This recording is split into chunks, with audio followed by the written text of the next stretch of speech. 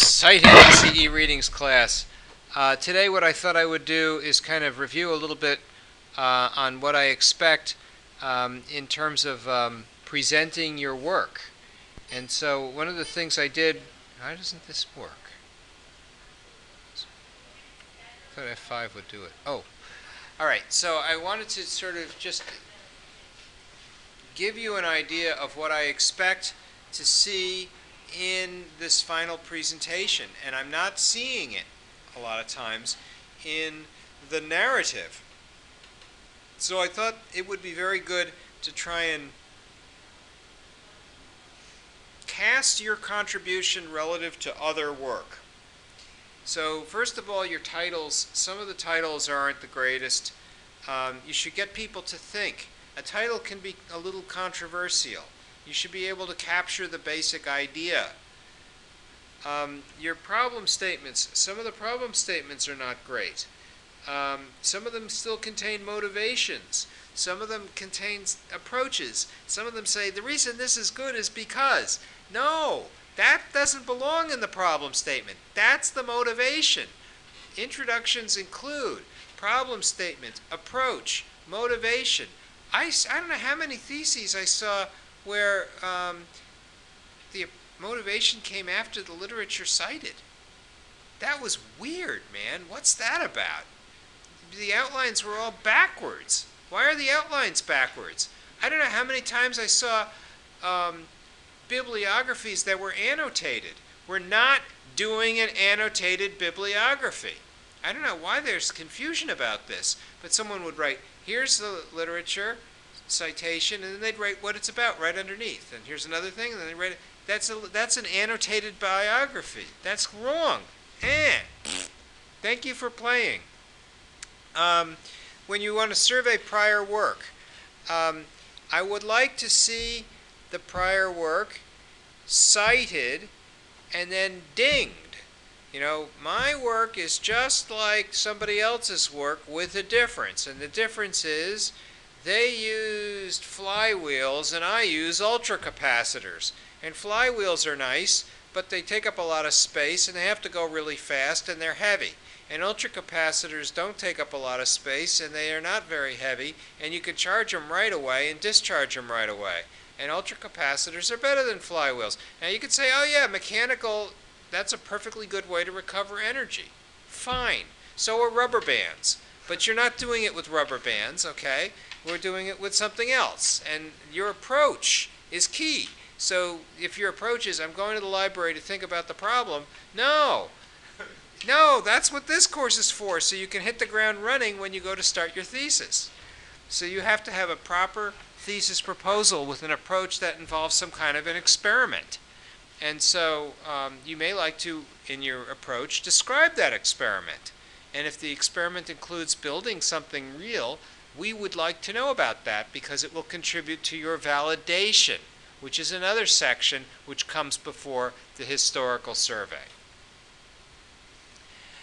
The proposed solution to the problem, you know, your approach should contain that solution. So I would love to know why your solution is better.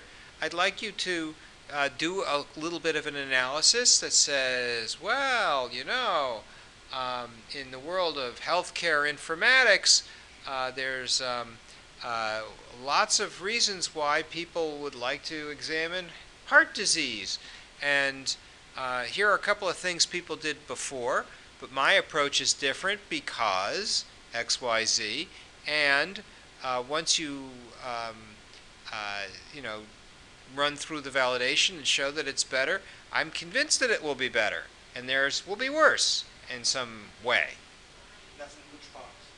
I have to mention that. Well, when you have an approach, right?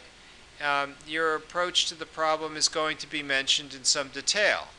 Yeah. Then you're going to have a historical review.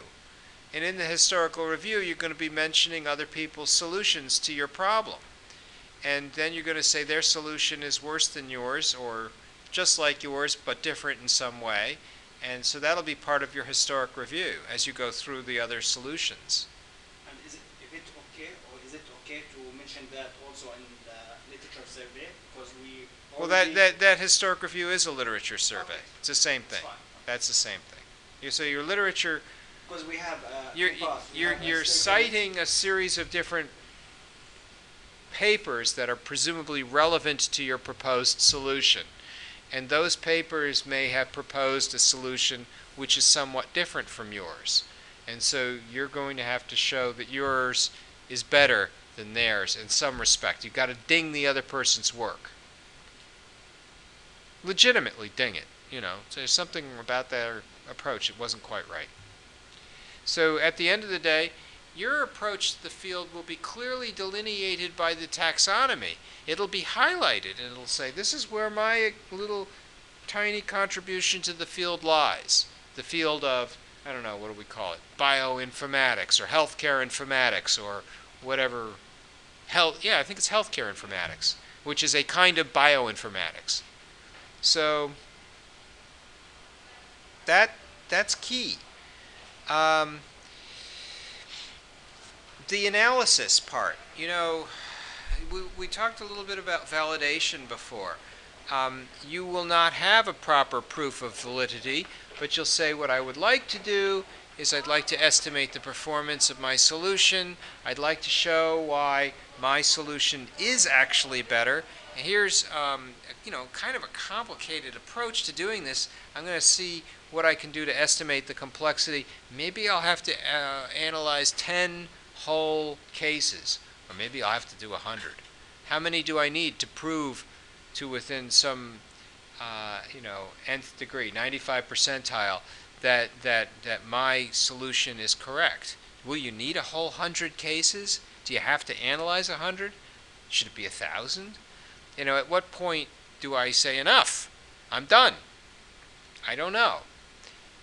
If you're going to build a power regenerating vehicle, Mike, you should tell us this, and then you could say, well, this is what I'm going to do to analyze how quickly I can charge a capacitor.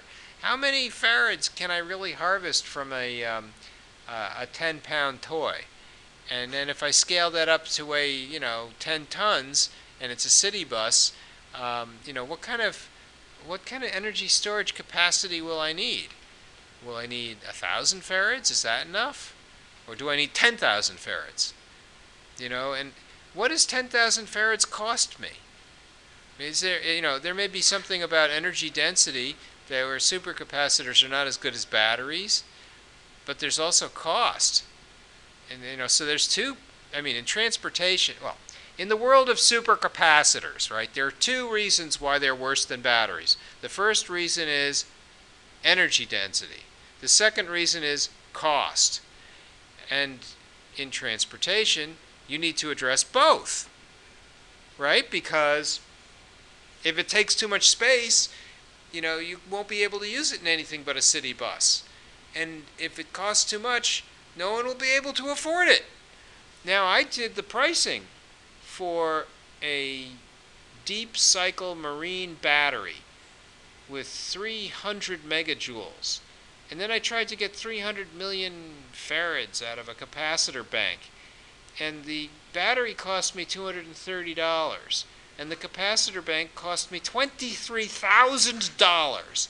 And then I said, okay, here's a $23,000 supercapacitor, which works the same way as a Sears die-hard marine battery with deep cycle. Okay, now let me think about this for 2 seconds. What is it that I care about in terms of this marine battery? Why do I need it? And the answer is for photovoltaic applications, everybody's using lead-acid batteries. I say, okay, how come we can't make supercapacitors? And well, the energy density is crummy, but in the world of photovoltaics in a house, I kind of don't care about energy density. I'll use the whole basement. What do I care? I care about cost. I cannot spend $20,000 on a $230 battery. I can't do it because I got to fill my basement with batteries. Imagine if I tried to do the same thing with supercapacitors. I need like 100 of these things. Bad. Maybe not 100. Maybe I could get away with 50. Okay. Still bad, because now we're talking about $250,000 worth of supercapacitor. So at the end of the day, I looked at that and I said, we need a material science breakthrough. What we really need to solve the energy storage problem is something like nanotechnology, which is going to give us, now we're talking about a thesis, something like a better supercapacitor, one that can be fabricated cheaper. Now, there are a lot of DIY videos on making supercapacitors. Some people take the lead from the pencil and they put it into the coffee grinder and make their own graphene. And they make the graphene by taking the graphite and they put it up on the sticky stuff and then they wipe it off and then they put on a layer of aluminum foil and say, look, it's a supercapacitor. And it's the world's cheapest supercapacitor. Now, it's not particularly good, but how far away are we from good? Maybe you just need 2 layers of graphene or some more experiments. Be like Edison. Come up with some experiments. Get the better supercapacitor. Then people will build now you've got a product, right? Now people will build a path to your door. So 2 things that you have to think about if you go to the supercapacitor route. One's cost, the other's density.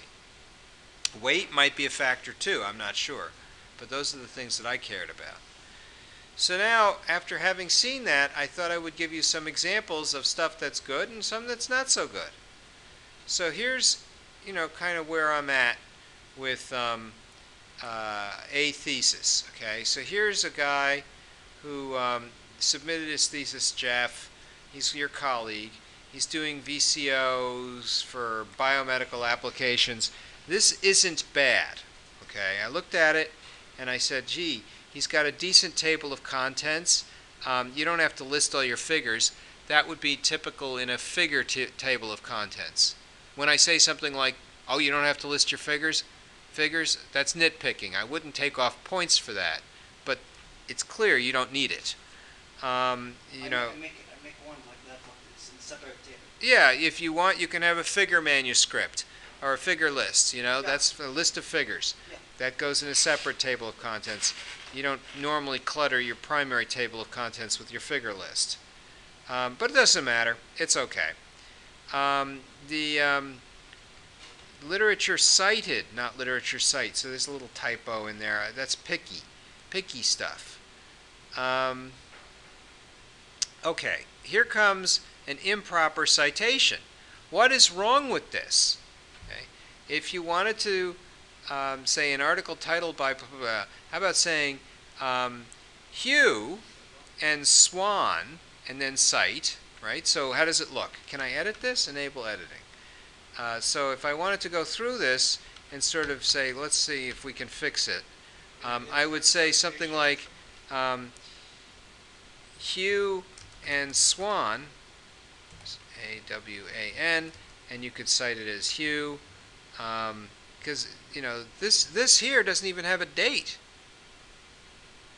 right? Where was that? What was that at a conference? Was that from a journal?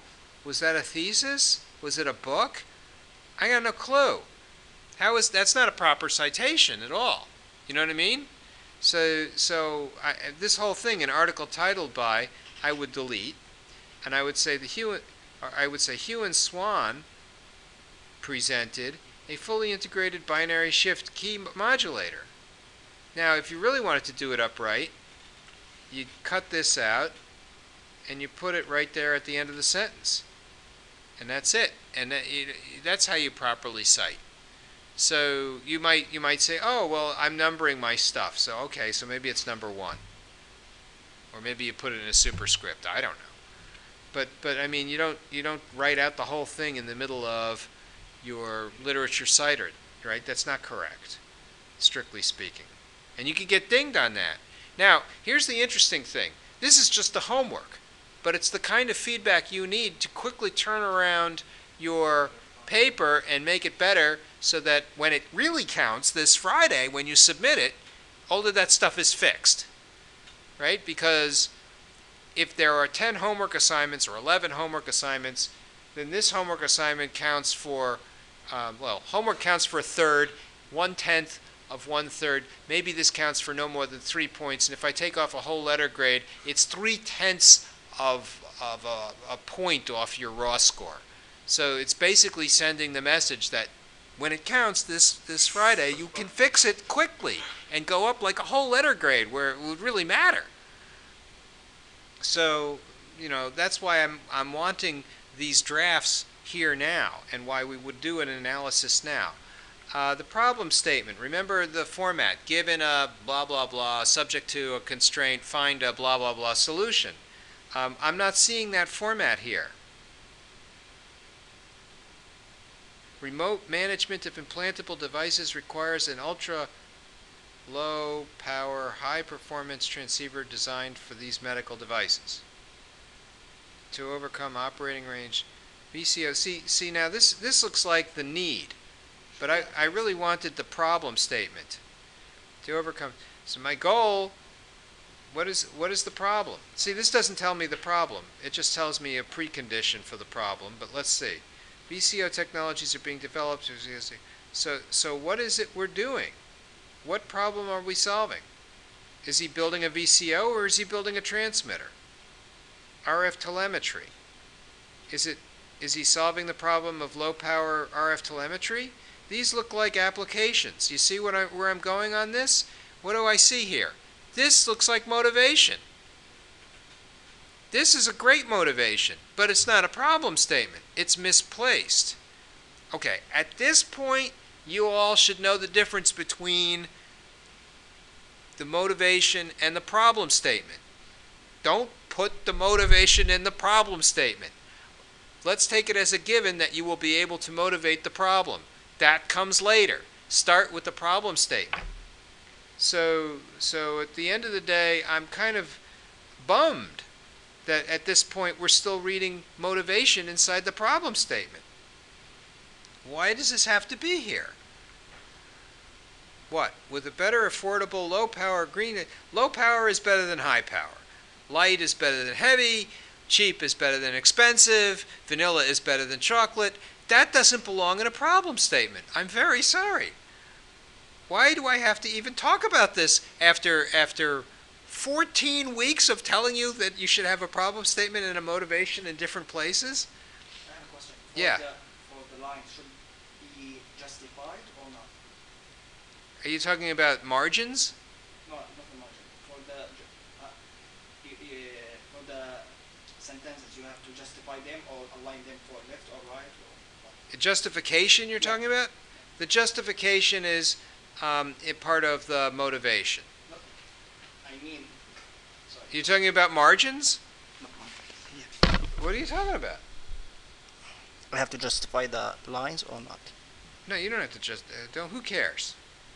So it's okay? You mean should it be this way or that way? Yeah, This is fine. Ragged right edge. because I did like that and You mean you want it like this? yeah. Doesn't matter. Ragged right edge is typical. Ragged right edge is easier to read. No one cares about the format. I'm talking about content. So at the end of the day, the problem statement is,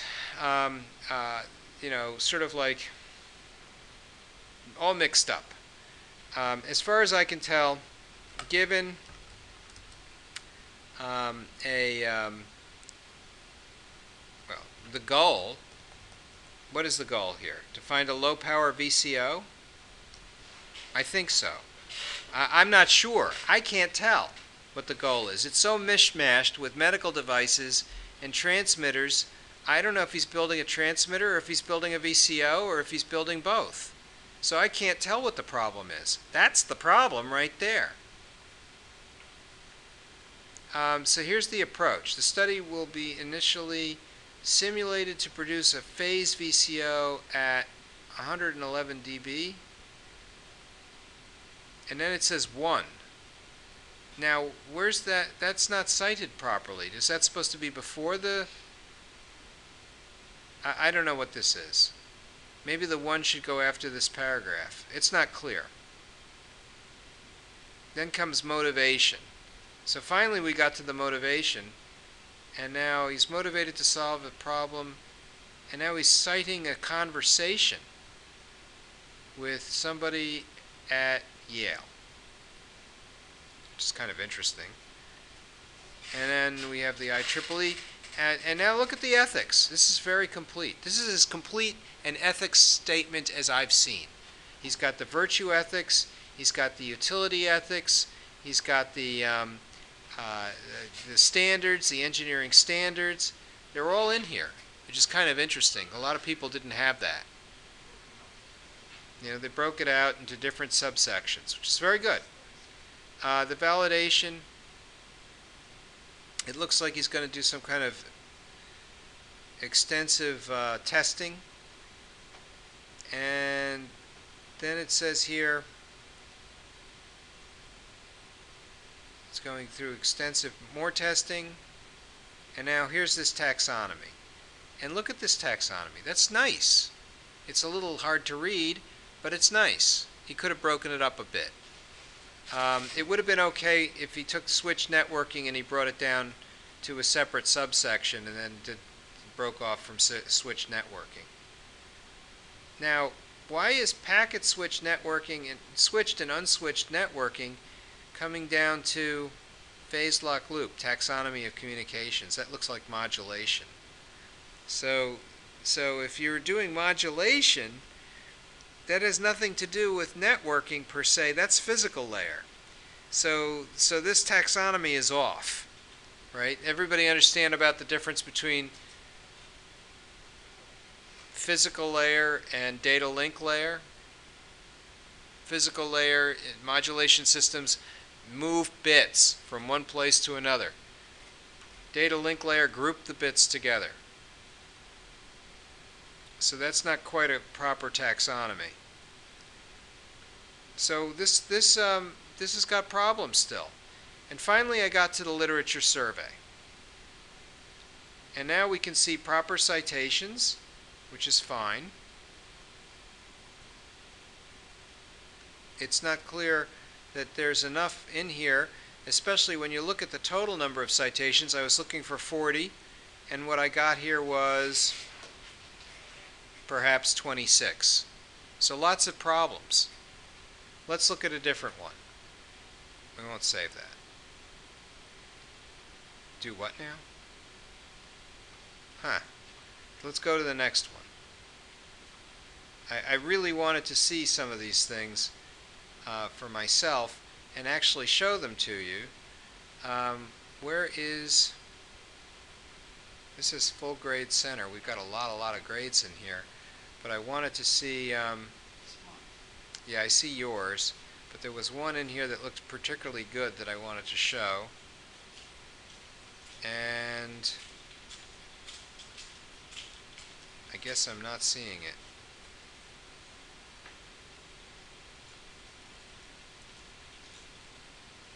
Hello. Hello. You have inventor today or no? Inventors Association of Connecticut was Monday. By the way, your scanner is in room 6. Oh, I've got a class now. Yeah. Oh, sorry.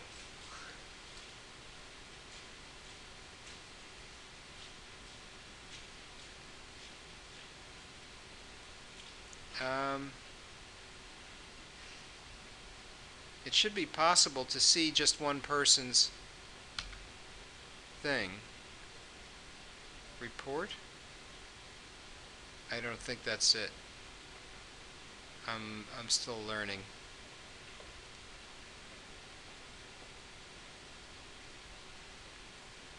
How does one grade all users? Needs grading.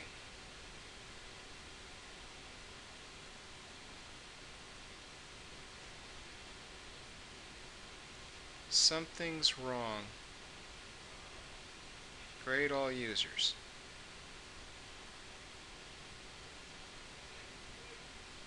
Well, let me do it. Grade all users. So there's the one we just saw. That's Jeff's. Let's look at another one. And what we'll do is we'll download it.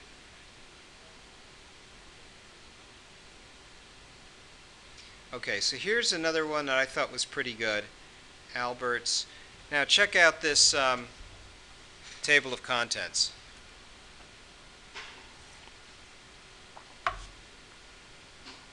It's clean. The only thing wrong with it is under historical review it says literature review, literature cited. It should be historical review and then it should be literature cited. And then and before literature cited it should be conclusion. So what I would have said is, let's enable editing here.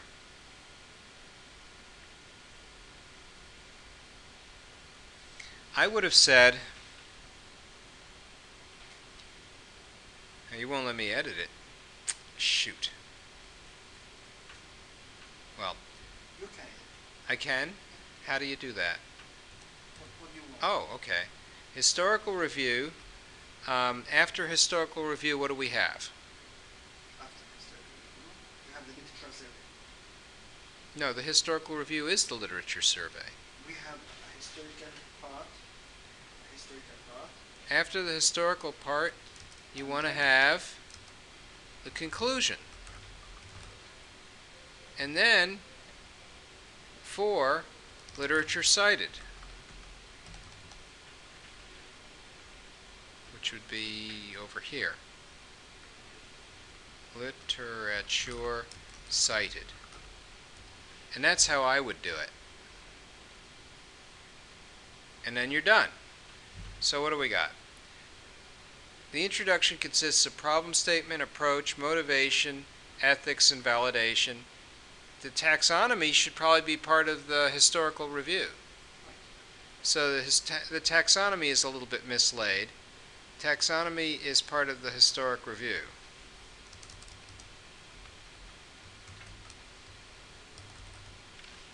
And it doesn't necessarily rate to have it as a its own. So now, are we missing anything? It looks all right to me, but if you think I'm missing something, say something. Mike, what do you think? Is it looking all right? That's how I would do it. So I got an introduction, a historic review, and a conclusion with a literature cited. So there's 4 sections. And then the subsection for introduction is problem statement, approach, motivation, ethics, and validation. And in the historic review, I put in the taxonomy. And I want 40 actual cited references. And they should be listed in the literature cited and mentioned in the historic review. So it's not bad what I see here. It's just a little bit off. This is non-invasive glucose monitoring with an approach using near-infrared spectroscopy. It sounds like an invention. Sounds like it could be worth something. Sounds like the bone density thing. Yeah, it sounds like bone density used for a different application, which is fine. There's the little Gantt chart for the approach. I got a nice motivation, and that's a clear one, right? Nice biomedical motivation. Ethics, there's all kinds of interesting FDA stuff you can write about. It's a biomedical device. Lots of reasons to have ethics in a thing with biomedical devices. Validation, you can imagine how you'd have to do testing on something like this before it can go public. FDA will be all over your whatever when you start saying, oh, I can do, testing, and the gold standard is to prick your finger, but you won't have to because I'm doing infrared. And they'll say, oh yeah, prove it. Because if you get it wrong, people will die, right? This is public health. They're there to guard us against your wacky, kooky inventions that don't work. So it has to work, or else people will sue you and the FDA will get in trouble. So then here's all this interesting stuff about sample data. He even has examples of what the data will look like. Wow. He has examples of what the graphs will look like. Wow. So the kind of validation he expects to be able to generate after he creates his new invention. Wow. So that's like, okay. And then I look at this taxonomy, and I look at it, and I say, this is just what I'm talking about. Yes, he gets it. And he says he's got invasive methods, other techniques, optical techniques. He's got the photonic crystals, he's got the metabolic thingies, he's got optical techniques, and here he is doing near-infrared spectroscopy. Wow! So now I can see, yes, there's a lot of stuff out there in terms of blood glucose measurement. They prick the finger, they do the thingy, they go to the blood test, they take your pee, they look at your saliva, they take the earwax, and they go, and so here he has a new thing, and it looks really interesting. And why is near-infrared spectroscopy better than ramen noodles or ramen spectroscopy? I don't know. But he has a reason why, and maybe he'll tell us.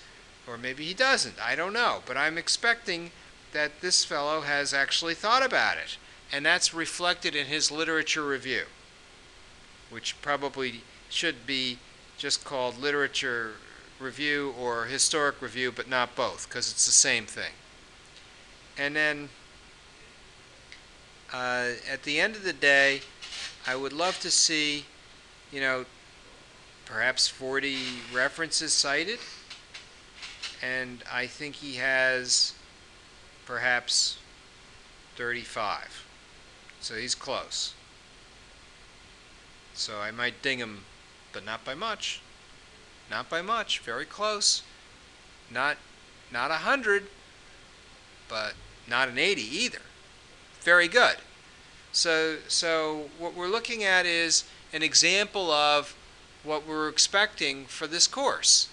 And that's very nice, because you guys ought to be able to do something like that, I think. Now, Tarek, I see you looking very glum. Is this because yours isn't as good? Or shall we skip over to yours? Can we look at yours? Is it okay? Sure. And if you weren't here, I wouldn't ask you. But since you are here, I will ask you. So we'll skip over those individuals who are not here. And this looks like you. Yeah. All right, so let's do this. We'll download it so we can see it full screen. And now let's have a looky-loo. We'll enable the editing. We'll go through it. Is it big enough to see easily? I can make it a little bigger. Whoops, it's too big. No, that's all right. So, Tarek here is going to predict my heart failure. Professor Lyon drinks too much tea. Too bad for him. Haha. I hope I get my grade before he dies. So, what do we got here? This is good. I've got a problem statement approach. Okay, what's going on here with your numbering? 1.2.0? Yeah. Can't this be 1. Can I edit this? I did that because there's 1.1, 1.2. Okay. How about making this 1.3? because it's all the 1.1 and 1.2. 4, 5. Uh-oh. I messed up your numbering. No, okay.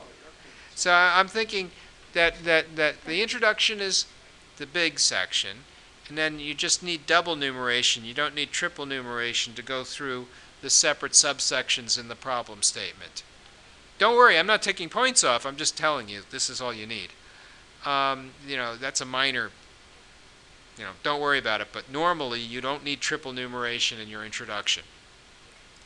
You might need triple numeration later, but not here. You don't need it.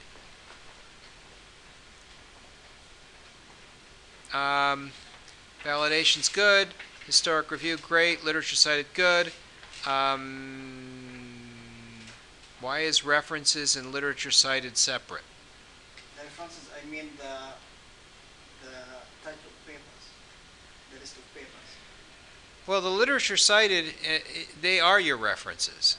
So I'm not sure that there's any difference. What's the difference between literature cited and references? The literature cited the paper I read and I wrote about them, right? Yeah, papers you didn't read? No, I mean all of the paper I read. Yeah, the The literature references cited are- should contain only that literature which you've cited, and that's the only thing we want to see. Other references you wouldn't include normally. No, I mean the list of references is that what I mean in references part? Maybe if you go down, you Yeah, maybe we'll see what's going on here, because I don't really understand the difference between literature cited and references. So here's an introduction to the problem, and it's looking like motivation to me, Which one? this introduction. In order to help patients, it's important to know and understand the diseases, the reasons that cause them. Yeah, just talking in general now. I didn't mention anything about what I'm doing actually. Yeah, but this motivates your study. So this goes to motivation. That's what I'm suggesting. That you can start off with a problem statement and remove a lot of what you've written here to the motivation. The paper will discuss how we can use EMR to predict histolic. There it is. That's your topic sentence right there. Somehow you buried the lead. I mean, this is the important thing. Here's what we're doing. And so now it goes here to problem statement. We are given a vast amount of data. We would like to find a way to predict heart failure using this data.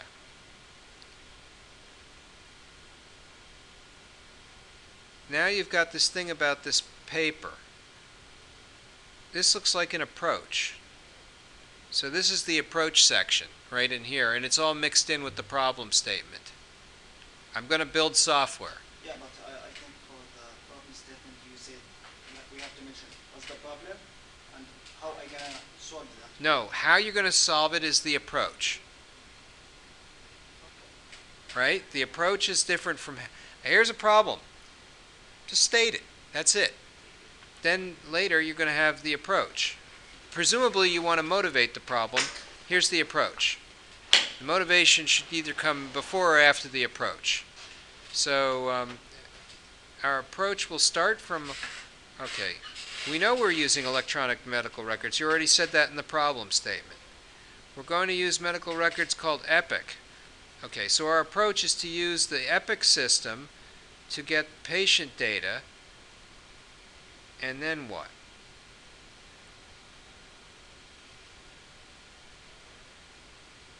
We're going to do a heavy analysis, is that it? And the analysis is going to reveal correlations. So we're going to attempt to use correlation on EPIC data in order to do heart disease prediction. And add more tools to EPIC. Build software, use SAS, embed and integrate. Okay. So then, is motivation in here? Here's approach. Here's milestones. Here's motivation. So then you got the motivation, which I think is easy to write. You know, heart disease is bad. Figuring out if people are going to have a heart attack is good. That's easy. Ethics. Yes, HIPAA. That's a good one. Validation. A lot of people have doubts about disease prediction. As a result, we held meetings with doctors on this point. Results are positive. Doctors agree with our hypothesis. Yeah, but how will you validate? You need to validate the hypothesis simulation so that the results are realistic. The paper will use access to... How many patients will you need to analyze before your hypothesis is validated? What will you expect to do? Look at 100, 1,000? Thousands? You're going to look at thousands? But the first step you have to... But how will you know if your predictions are good? If you look to the validation chart, I have like...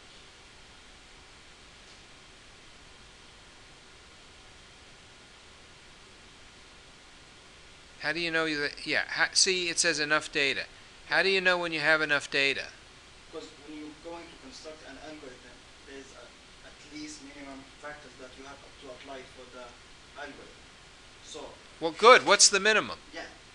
I mentioned that to you in the presentation. The age and the sex for the patient. No. How many is the minimum? How many? Two? Age and sex. You only need 2 patients? No, you How many patients is the minimum? Here, when I said enough data, I mean for the health records for the one patient.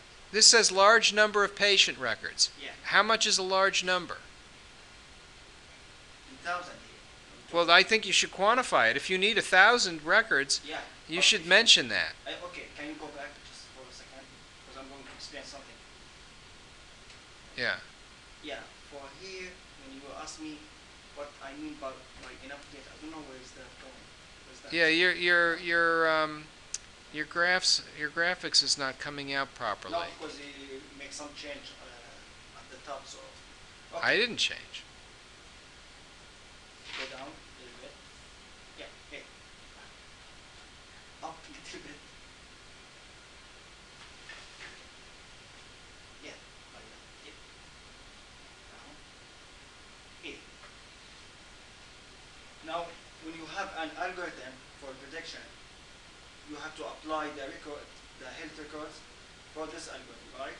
We have about 7 factors that cause the heart failure.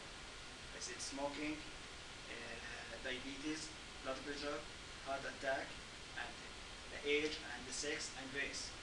So, if the patient doesn't have any of these diseases, how I can apply it for the algorithm? There's 2 at least factors that we can apply for this algorithm, which are age and sex. Because any patient record, if he doesn't have any disease, then he have his age and his sex and his record. So we can apply it for this algorithm. But if not, we have to go back because that means the record is not right. There's something wrong in these records. That's what we mean by enough data. Now you need to address my concern, which is to say that when you employ a hypothesis test, you test the hypothesis with a confidence interval. The confidence interval is obtained by running a certain number of experiments. So how many experiments will you need to run in order to obtain a specific confidence interval? Will you need to run 90? Will you need to run 9,000? Will you need to run 9 million? No, 1,000. So you need to run 1,000. And of those thousands, how many will have to validate your hypothesis in order to get a 95% confidence interval? This is a big question in statistics. You're going to have to design a test and then test the test. So if you want to do a proper validation statistically, you have to be able to at least estimate how many records will validate your hypothesis before you have good confidence in your algorithm. But I think You see what I mean? yeah, We call this, and I don't know if you've heard the term, the confidence interval. Right? Confidence interval. And when you look up confidence interval, this is a statistical issue. It's not a question of which features are best in order to do your prediction. That's part of it, but it's not the whole story. In the confidence interval, you need to be able to estimate what kind of population results you're going to need for your sample set in order to be able to give you a certain confidence in your results. So if you told me, you know, I think that apnea is important, I could say, how important? And you can give me a confidence interval. I have 95% confidence that apnea is so important that we should consider it as one of the main features when we start to do heart disease prediction. If you said to me, well, I think the real problem is not apnea, it's probably cholesterol level. I could say, aha. So if the cholesterol level is, 200, which is considered modestly high, is it much worse than if it's, let's say, 160? And you could say, yes, it's worse by 95%. 95% of the people with heart disease have had a cholesterol level of 200 or better. And therefore I can say, aha, cholesterol is a major factor. That's the important feature I need to look at. What about blood pressure? Is that more important than cholesterol? No, it's just as important. So if you have high blood pressure and high cholesterol, your ability to get a heart attack is off the charts. And then you could get a heart attack or a stroke. And what if you're a smoker, I could say? And you can say, aha, if you're a smoker and you have high blood pressure and heart disease and high cholesterol, you're practically dead. Dead, DED, like no more weekends, dead. And then you could say, and I can prove it. All I have to do is do a correlation with the heart disease and the smoking and the and McDonald's supersize me and blammo, you're off the chart.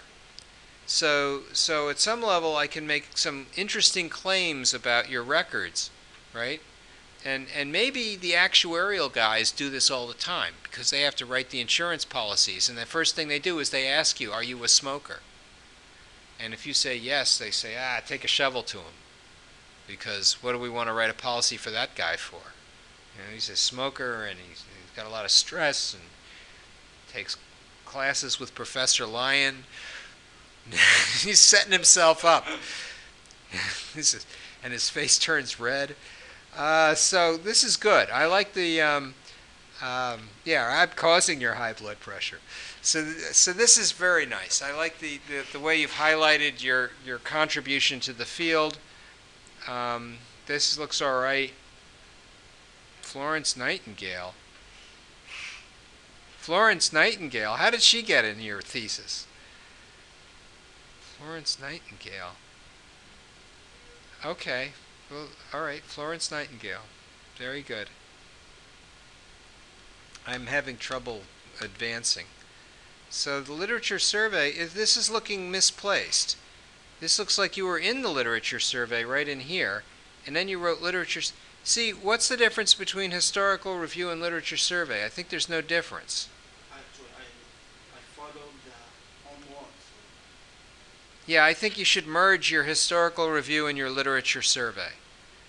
You know, I don't care if you call it historical review or literature survey. I thought that it's like separate parts.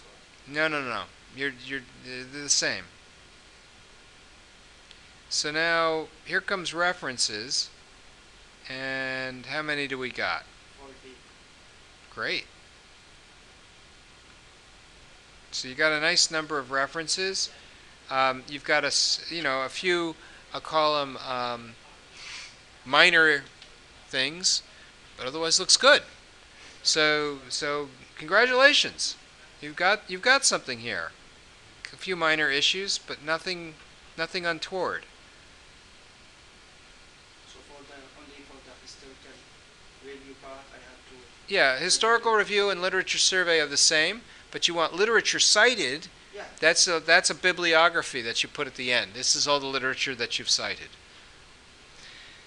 Let's see what we got here. So where is Mike's? Michael. We don't want to go through yours? But I like your fonts. I mean, that's why we. I see. I should put in. I'm missing. I already took notes on what I was missing. You did? Yeah, I need a table of contents and a Oh, a title. table of contents is not an essential part, but it's nice. Okay, yeah, It shows me your definitely make it look outline. nicer. I was looking for your stuff. I figured it was in here somewheres. I know I saw it. It's possible that it's like at the bottom or something. Oh, right, because W. Yeah, it's alphabetical again. It's alphabetical. Well, let's look at some of the other ones as we go. This isn't bad, right? That's a nice. I mean, I could say it's not a properly formatted table of contents, but I wouldn't take off points, right? I mean, it's correct. It's in the right order. It's numbered nicely. That's fine. You know, if somebody said, "Ooh, but you didn't put in the page numbers," who cares about page numbers? That doesn't matter to me. It should be possible to at least eliminate this sidebar here. There it is. Click. Very nice. And then I can zoom in a little. Nice. I'm not going to read it. I'm just going to look at some of the major points. Here's an approach. Here's a Gantt chart. That looks good. I got a motivation. That's nice. I got some ethics. Looks good. Validation. Ooh, look, it's an equation. Oh, my God. We never see that. Even a little one. It's nice. So the figure looks like it's all messed up, but you know that can be rendered improperly by Blackboard. If I downloaded it and put it into Word, it would probably look fine. So I'm not going to hold that against anyone. This looks pretty much unreadable, but again, we're dealing with Blackboard, so it probably doesn't render these things properly. Again, this is sort of wacky. What the heck? I have to turn my laptop on its side to read this. This doesn't look like... This looks like it was digitized and improperly. But okay. Here comes a taxonomy. Oh boy, look at this one.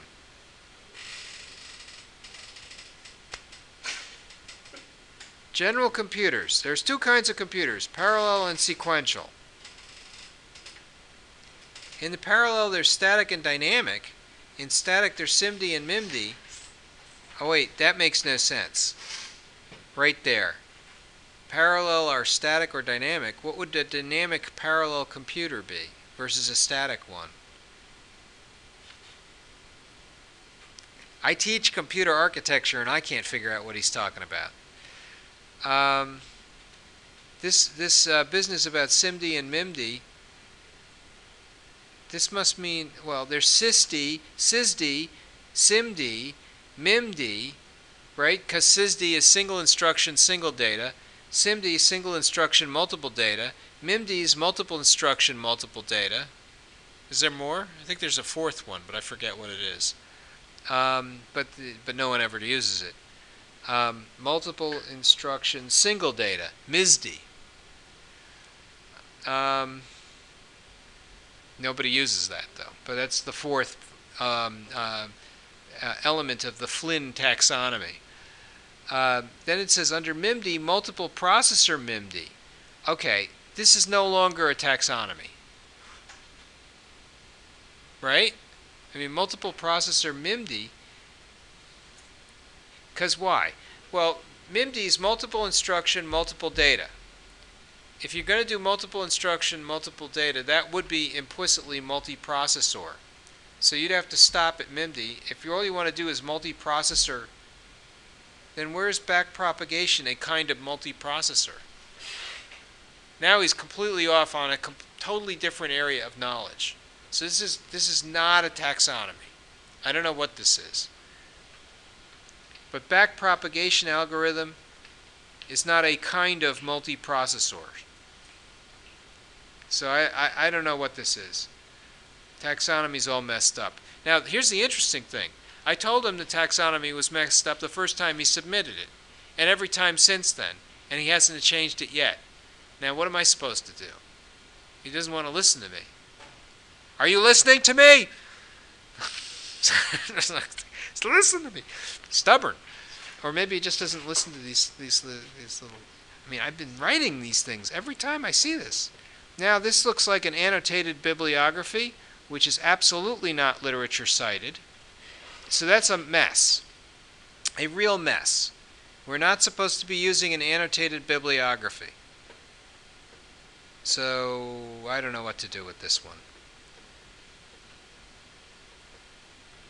And it keeps going. Wow. And that's it. Maybe we should move on. I've seen a lot of annotated bibliographies. I got to tell you, it's hurting you guys. Got to clean it up. Here's another one. I mean, it started off nice. You know what I mean? Great organization, the whole thing. Then he came off with this annotated bibliography. Not supposed to do that. It's not what we're looking for. He would write a literature citation, and then underneath he would write what it's about. Within the literature cited. You know, what we're looking for is a separate section, the historic review, followed by a list of references which have been cited, which we call literature cited. They confused with the other class. Because we have in the other class, we have to do annotated bibliography. There was another class with that? In project management.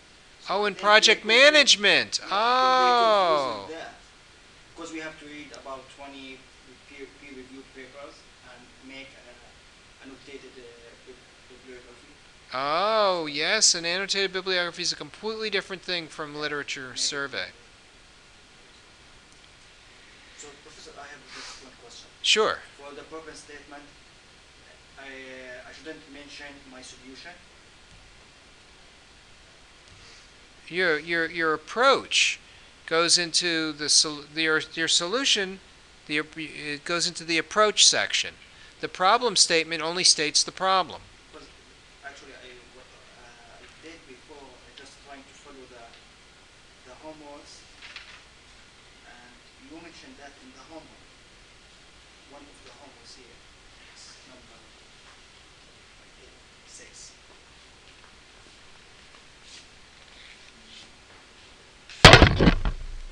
Number 6. Yeah, you said problem statement in generic problem in which we use the form given some condition subject to some constraint. Find a solution.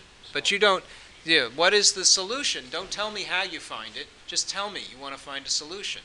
So, given a car, subject to the constraint that cars have to have bang-bang control, which means I step on the gas or the brake, and I want to find a way to go from point A to point B, subject to the constraint that I don't run into anything. That's it. Now, what is the approach to the problem? Well, I'm going to use sensors. I use a LiDAR system that's going to control the direction of the car so that it can avoid obstacles. I use geometric reasoning in order to be able to avoid the obstacles. I use sensor fusion in order to get a better sense for where the car is, maybe GPS and odometry. Maybe I have a mechanism for controlling the car using some kind of estimate for the problem, for the what they call pose, position and orientation of the car. And now I can effectively have an autonomous land vehicle that drives around the obstacles and goes from point A to point B in minimum time without crashing into anything. A problem in robotics. So my approach to the problem mentions sensors, it mentions sensor fusion, it mentions command and control, it mentions geometric reasoning, but that is not part of the problem statement. So your approach to solving the problem must be completely different, I think. You have a class to go to? Mike, you have a class to go to? Could go to a class if you want me to go to I don't have any problem with that. I can go through the rest of these papers and submit the results to the class online. You guys have another class you want to get to because you've got another final? Yeah, I have a problem class. All right. Well, that's what I have for tonight. Since there's nobody else here, I'll call it quits for now.